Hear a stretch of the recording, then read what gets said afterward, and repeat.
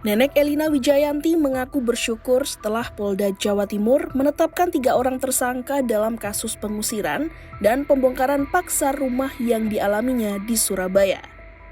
Penetapan tersangka ini dinilai menjadi titik terang bagi upaya pencarian keadilan yang telah lama ia nantikan. Elina juga bersyukur banyak mendapat dukungan dari masyarakat Indonesia setelah diusir dan rumahnya dibongkar paksa oleh Samuel dan kawan-kawan. Mengucapkan terima kasih pada Kapolda Jawa Timur beserta jajarannya. Saya berharap kasus ini ditangani dengan adil dan baik. Nek, untuk rumahnya yang sudah roboh harapannya seperti apa, Nek? Harapan saya ya kembalikan kembali seperti asal. Dibangun seperti asal, Nek. Iya. Surat-surat kembali. Surat kembali dan barang-barang, pakaian-pakaian semuanya.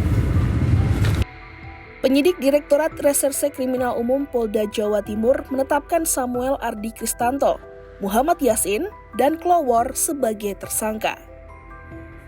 Ketiganya dijerat pasal 170 KUHP tentang tindak pidana kekerasan secara bersama-sama di muka umum terhadap orang atau barang dengan ancaman hukuman maksimal 5 tahun 6 bulan penjara.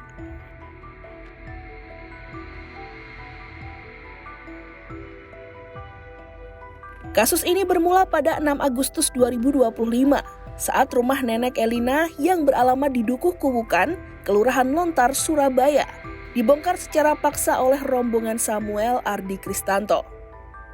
Samuel mengklaim telah membeli tanah dan bangunan tersebut sejak tahun 2014 dari Elisa Irawati, yakni kakak kandung Elina. Namun klaim tersebut dibantah oleh pihak keluarga Elina. Diketahui Elisa Irawati tidak menikah dan tidak mengadopsi anak. Ia meninggal dunia pada tahun 2017 dan harta warisannya jatuh kepada 6 anggota keluarga termasuk Elina Wijayanti. Sehari sebelum pembongkaran, tepatnya pada 5 Agustus 2025, rombongan Samuel mendatangi rumah Elina. Dalam peristiwa tersebut, Muhammad Yasin yang diduga oknum anggota organisasi masyarakat Madura Asri membantu mengusir paksa Elina dengan cara mengangkat tubuh lansia tersebut keluar rumah. Aksi pengusiran itu terekam dalam sebuah video yang memperlihatkan Yasin bersama 3 orang lainnya mengangkat paksa nenek Elina. Merasa menjadi korban kekerasan dan pengusiran ilegal, pihak Elina kemudian melaporkan peristiwa tersebut ke Polda Jawa Timur.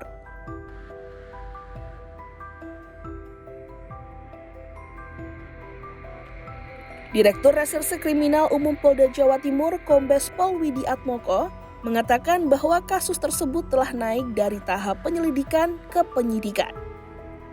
Nenek Elina, ya hari ini kami sudah melakukan pagi tadi pemeriksaan ahli, kemudian kami juga gelar perkara menetapkan tersangka terhadap 2 orang, yaitu SAK dan MY. Dan kami juga sudah melakukan yang tadi penangkapan terhadap tersangka SAK dan saat ini sedang dalam pemeriksaan. Demikian. Untuk MJ sendiri, MY masih tim kami masih di lapangan untuk melakukan penangkapan terhadap MY. SAK ini pasal berapa? Pasal 170 KUHP, ya. Barang siapa dengan tenaga secara bersama-sama kekerasan terhadap orang dan barang, ya ancamannya 5 tahun 6 bulan. Demikian.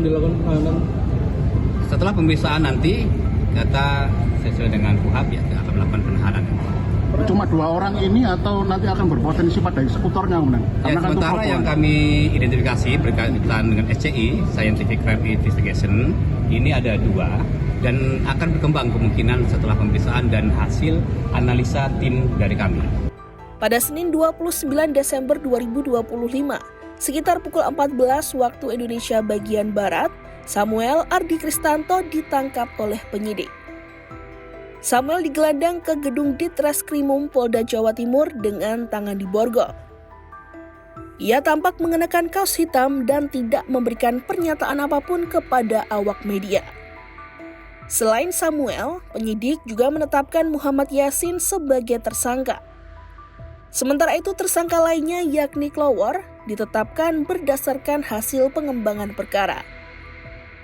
Polda Jawa Timur menyatakan proses hukum akan terus berlanjut guna mengungkap seluruh rangkaian peristiwa secara transparan dan adil.